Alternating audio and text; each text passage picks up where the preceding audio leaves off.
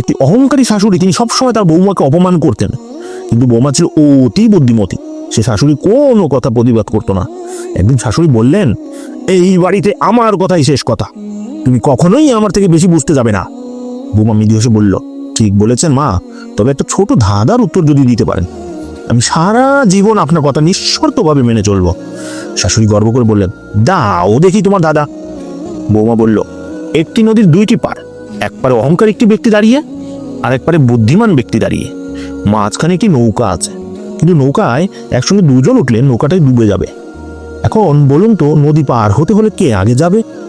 শাশুড়ি চিন্তায় পড়ে গেলেন, অনেক ভেবে বললেন, অবশ্যই অহংকারী ব্যক্তিটি আগে যাবে।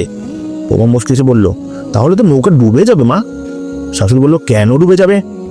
বৌমা বলল, আসলে আগে বুদ্ধিমান ব্যক্তিটি যাবে, কারণ অহংকারী ব্যক্তি তো এমনি ডুবে যাবে। আপনি শোনেন নাই, অহংকার পতনের মূল। সে নৌকায় থাকুক বা পারে থাকুক, সে আজ বা কাল এমনি ডুববে। আর বুদ্ধি দিয়ে অসম্ভবকেও সম্ভব করা যায়। অহংকার তো অনেক ভারী, যেটা আপনাকে ডুবতে সাহায্য করবে, আর বুদ্ধি তো ঘুড়ির মতো, যা আপনাকে উপরে উঠতে সাহায্য করবে। শাশুড়ি মুখ শুকিয়ে গেল। তিনি বুঝলেন বৌমা আসলে কি বুঝাইতে চেয়েছেন। এই গল্পের শিক্ষা হচ্ছে যে, বুদ্ধি যেখানে জিতে, অহংকার সেখানে ডুবে।